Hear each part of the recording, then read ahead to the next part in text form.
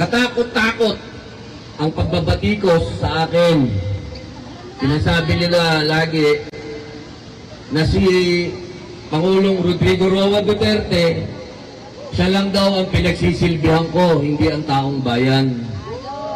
Alam nyo, yung mga ganong patutsada, pagka pinakikinggan ko, parang mga mangmang yung nagsasabi niyan.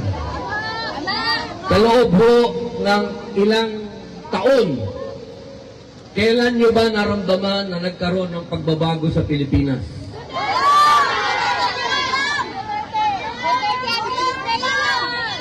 Panahon lang ni Pangulong Rodrigo Roa Duterte naramdaman ng pagbabago.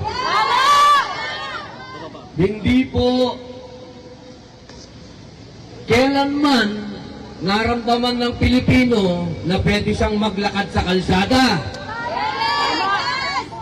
Noon, pag naglakad ka sa avenida o kung saang lugar, mahuhold up ka. Maagawang ka ng cellphone. Nagkalat ang mga adik, nagkalat ang mga lasenggo. Sino ba ang unang-unang nakahinga ng maluwag ng naging Pangulo si Rodrigo Roa Duterte? Ang bayan at ang mga katulad ninyong OFW. Sapagkat alam ninyo na ang inyong mga pamilya ay safe sa Pilipinas. Hindi ba natin pwedeng sabihin sa mga taong nang babas sa atin, umaalipusta sa atin, na pwede ba buksan niyo yung mga mata ninyo? Sa panahon na 3 milyon ng adik, shabu. Sino ang tumindig?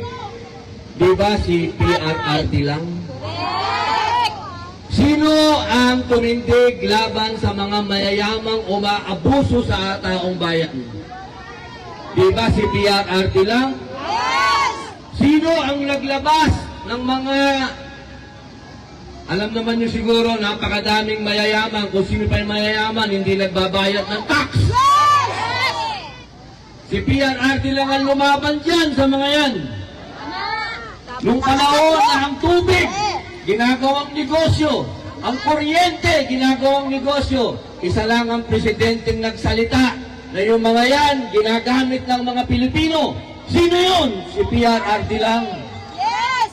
Kaya kung titingnan nyo, mga mahal kong kababayan, hindi tayo loko-loko dito ngayon. Tama! Ang sinasabi nila, loko-loko tayo. Pambihira kayo. Palagay ko, mas sila ang loko-loko. Lakasan nyo! Tayo ay nasa katotohanan lamang. Ang gusto natin, number 1, ang gusto natin, makauwi na si Pangulong Digong. Wala naman tayong hinihinging iba. Yun lang, pauwiin nyo.